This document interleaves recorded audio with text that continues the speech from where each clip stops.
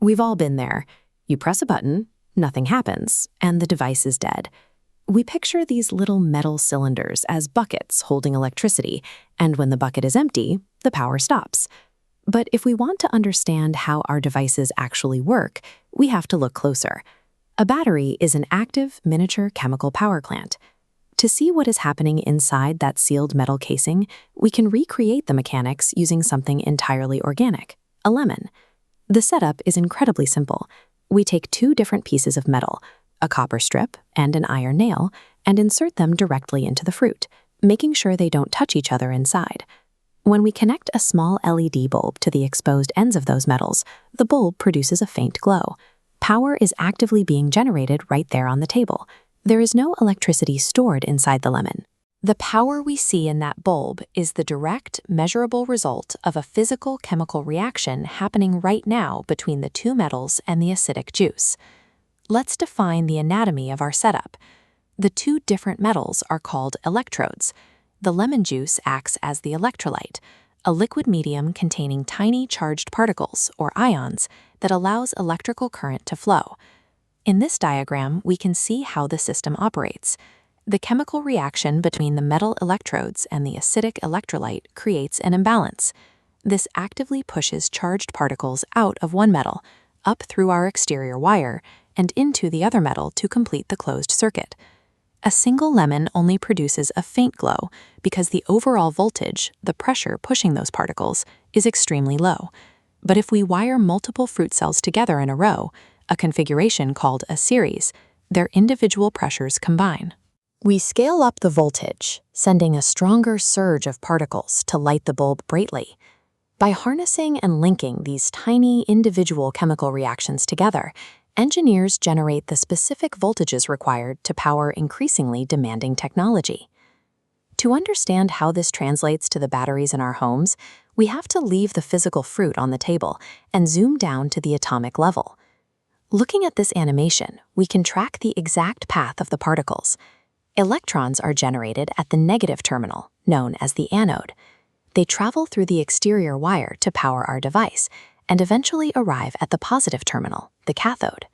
But the system requires strict internal balance. As electrons leave the negative side, positively charged ions must simultaneously swim through the electrolyte fluid inside the battery to the positive side to complete the circuit. This is a good moment to clear up a historical error. When scientists first began mapping electrical currents in the 1800s, they had to guess which way the charge was flowing. They guessed it flowed from positive to negative. They guessed wrong. In standard diagrams, you will often see conventional current drawn moving from positive to negative, but physical electrons actually travel in the exact opposite direction, from negative to positive. Mapping the true physical direction of electron flow gave scientists the precise atomic blueprint they needed to accurately engineer the internal chemistry of modern power sources. That microscopic blueprint brings us back to the physical reality of the standard batteries sitting in your remote control. We can see exactly how these concepts are manufactured by looking at the cutaway section of this vintage zinc-carbon battery box. The anatomy maps perfectly to our earlier concepts. The outer casing of the battery is made of zinc, which acts as the negative terminal. Running right down the center is a dark carbon rod, serving as the positive terminal. These everyday batteries are commonly called dry cells. But if a battery absolutely requires an electrolyte medium to move ions between the terminals, how can it function if it's completely dry? The answer is that a dry cell isn't actually dry. Instead of using a messy, sloshing liquid like lemon juice, the space between the zinc casing and the carbon rod is packed with a thick, moist chemical paste, usually a mixture like ammonium chloride. This paste provides the necessary moisture for the ions to swim through, while remaining completely solid enough to prevent the battery from leaking when it's turned upside down or thrown in a bag. The invention of this moist paste electrolyte untethered humanity from wall outlets. It made true, safe portability possible for the first time. Standard dry cells have a fatal flaw. They rely on a one-way chemical reaction. Once the chemicals inside are entirely consumed, the battery is permanently dead. Relying solely on these single-use primary batteries results in millions of tons of hazardous electronic waste. When discarded, the acids and heavy metals inside, like lead and cadmium, can severely damage the surrounding environment. To solve this, engineers developed secondary batteries, better known as rechargeable batteries. You'll find lithium-ion versions of these in your phone, your laptop, and your car. The core mechanic that makes them work is chemical reversibility. While a primary cell only runs in one direction, the chemical compounds in a rechargeable battery are designed to be entirely reversed. When you plug your device into the wall, the charger forces electrical current backward into the cell. This physical pressure resets the chemicals to their original charged state. The ability to run chemical reactions in reverse allowed us to treat batteries as heavy-duty, reusable engines.